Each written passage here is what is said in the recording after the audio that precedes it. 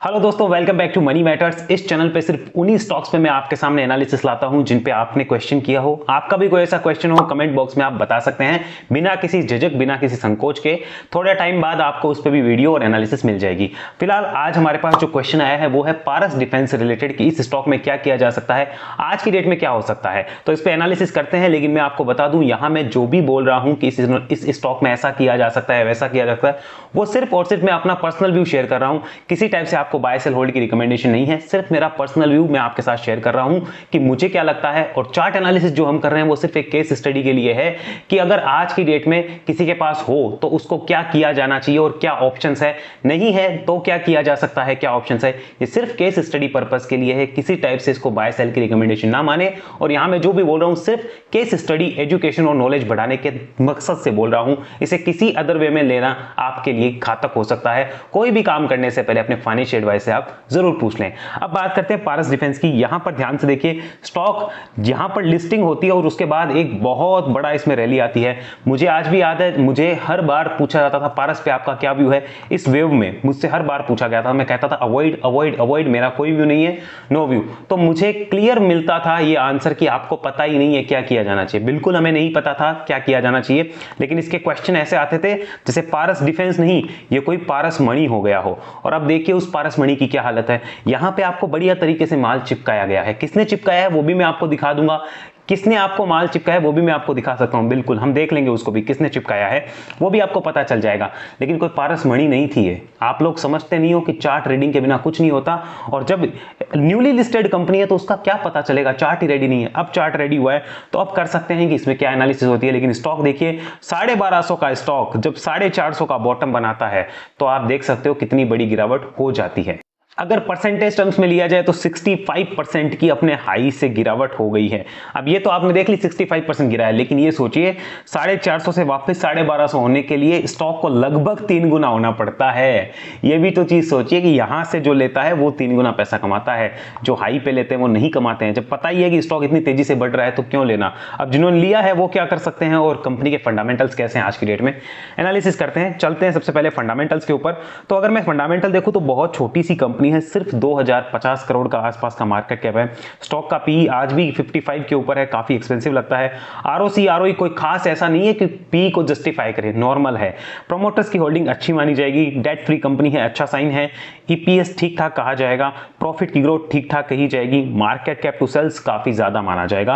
PG ratio under valuation की तरफ निशानी करता हुआ जा रहा है, but market cap to sales बहुत ज्यादा है। सिर्फ एक पीजी रेशियो यहां पे बढ़िया है, बाकी सब यहां पे एक्सपेंसिव दिख रहा है। अगर उसके बाद बात कर ली जाए इसके क्वार्टरली रिजल्ट की तो आप ध्यान से देखिए, 2020 सितंबर से दिसंबर 2022 तक के रिजल्ट्स हैं। 30 करोड़ की सेल्स से कंपनी 60 करोड़ की सेल्स पे आ गई, बहुत अच्छी बात है। और प्रॉफिट भी कंपनी 11 करोड़ का पोस्ट कर रही है, जो कभी 2 करोड़ 4 करोड़ हुआ करता था। अच्छी बात है, सेल्स अच्छी है। लेकिन सबसे अच्छी सेल्स कब आई थी? मार्च 2021 में 74 करोड़ की सेल्स, 42% का मार्जिन एंड 18 करोड़ का प्रॉफिट। क्या वो एक बार भी उसके बाद आया? नहीं आया। तो फिर आपको क्या लगता है कि वो भाव आएंगे? नहीं आ पाएंगे। इसलिए नहीं आते हैं कि भाई रिजल्ट ही नहीं हो रहे हैं, उस हिसाब से काम ही नहीं हो रहा, तो कैसे उस चीजों की तरफ आप जा सकते हो। तो ये हुआ क्वार्टरली एनालिसिस की। सेल्स ठीक ठाक है, ओपीएम भी इसका ठीक ठाक है, लेकिन उतना नहीं है जितना पास्ट में परफॉर्म किया है, तो उसके लिए भी समय है। कंपनी का सेल्स बढ़ेगा, जब इस टाइप के प्रॉफिट कंपनी वापस ला पाएगी तब जाके कुछ होगा। 42% का मार्जिन सिर्फ एक क्वार्टर में आया है, उससे पहले भी नहीं दिखा और उसके बाद भी नहीं दिख रहा। अगर आगे चले और बात कर ले इस कंपनी के सेल्स ग्रोथ की, तो आप ध्यान से देखिए, कंपाउंडेड सेल्स ग्रोथ 5 साल की 30% है, प्रॉफिट की ग्रोथ 68% है और रिटर्न ऑन इक्विटी 12% के लगभग है। अब आप ये सोचिए कि जो 68% की कंपाउंडेड ग्रोथ रही है वो आगे मेंटेन हो सकती है क्या? जो सेल्स की ग्रोथ है क्या वो मेंटेन हो सकती है क्या? इफ यस, देन ये कंपनी बहुत ऊपर जा सकती है। इफ नो, देन यहां पे इसका रेस्ट लेना बिल्कुल भी नाजायज नहीं कहा जा सकता, बिल्कुल जायज है, ये कंपनी रेस्ट लेगी। क्योंकि 3 सालों की अगर आप सेल्स ग्रोथ देखेंगे तो सिर्फ 5% है और 3 सालों की प्रॉफिट ग्रोथ भी देखेंगे तो सिर्फ 12% है। ये 5 सालों में अच्छा कर रही है ओवरऑल, लेकिन 3 साल का अगर सिर्फ पीरियड देखा जाए, यानी लिस्टिंग के बाद से देखा जाए, लगभग आप मान लीजिए, तो परफॉर्म नहीं कर पा रही है कंपनी। ये आपको ध्यान रखना होगा और ये आपके ध्यान में रहना भी चाहिए। अब आगे चलते हैं इस कंपनी पे। जैसे कि मैंने आपको बताया कि किसने माल चिपकाया है वो भी मैं आपको बता सकता हूं। यहां पर देखिए, प्रमोटर्स के पास सितंबर 21 के अंदर 59% के आसपास होल्डिंग थी, आज भी लगभग उतनी ही है। एफआईआई 4.5% की होल्डिंग रखते थे, 4% माल आपको चिपका दिया है, सिर्फ आधा % की होल्डिंग रही है। DIIs 7.5% की होल्डिंग, सिर्फ 2.5% की होल्डिंग रही है, 5% आपको दे दी, टोटल 11% आपको दे दी। पहले आपके पास पब्लिक के पास कितनी थी? 29% होल्डिंग, अब कितनी है? 38% होल्डिंग, लगभग 10-11% माल आपको चिपका दिया। तो ये काम किया है FIIs और DIIs ने, उनको पता है वैल्यूएशन कहां है, जस्टिफाइड है कि नहीं है, माल चिपका दिया। इसको आप सिर्फ चार्ट पे ही पकड़ सकते हो, उसके लिए आपको वेब एनालिसिस आनी चाहिए। नहीं आता है तो आपको सीखना होगा, आज नहीं तो आज के 2 साल बाद। आप मेरी बात याद कर लीजिएगा। चलिए अब करते हैं चार्ट पे चर्चा, देखते हैं आज की डेट में चार्ट पे क्या हो सकता है और केस स्टडी क्या बोलती है।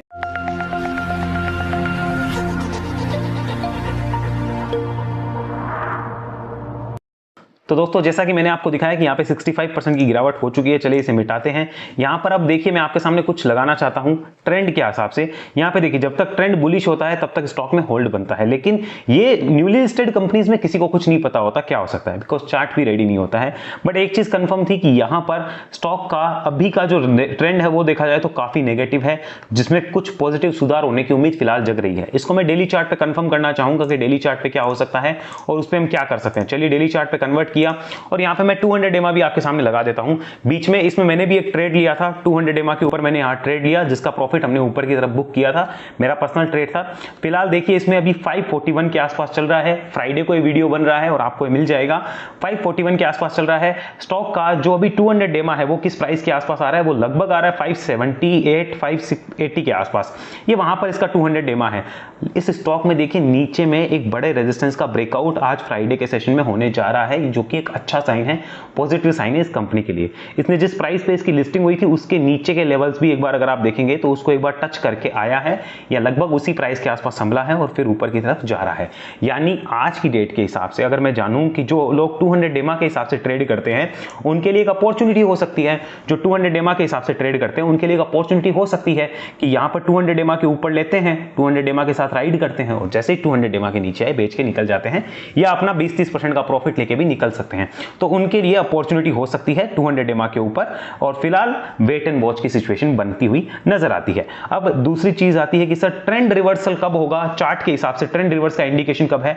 तो वो इंडिकेशन दोस्तों हमें मिलेगा यहां पर 635 रुपए के ऊपर। देखिए ध्यान से, जब ये 635 के इस लेवल को काट देगा यहां पर, तब हमें चार्ट पे ट्रेंड रिवर्सल के इंडिकेशंस आएंगे। और मैंने ये लेवल क्यों लगाया है वो आप अपनी स्क्रीन पे ध्यान से देखिए।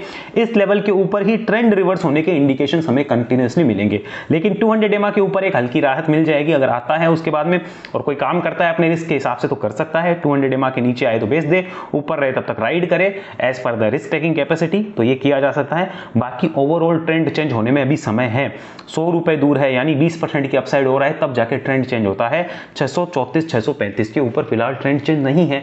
अब क्वेश्चन ये होगा कि जिनके पास होल्डिंग में है वो क्या कर सकते हैं। देखिए उनके पास ऑप्शंस है, ये नहीं बता रहा हूं आपको क्या करना है, मैं ऑप्शंस बता रहा हूं। उनके पास ऑप्शंस है कि या तो होल्ड कर लो विद दिस स्टॉप लॉस 450, ये अप्रॉक्सीमेट 450 का क्लोजिंग बेसिस स्टॉप लॉस रहेगा, इसके साथ होल्ड करना बनेगा। अगर आपने एकदम ही ऊपर के प्राइस से ले रखा है, मानो बहुत ऊपर से, मैं इस चार्ट को थोड़ा सा जूम आउट कर देता हूं, चलिए यहां पर ये देखिए, हाँ अगर आपने एकदम ही ऊपर के प्राइस से ले रखा है यहां कहीं से, तो अब आपके पास क्या ऑप्शंस रहते हैं। मैं अगर यहां पे होता, मैंने ऊपर ले रखा होता तो मैं स्टॉक SIP करके बैठ जाता और 2 साल तक उसमें SIP करता।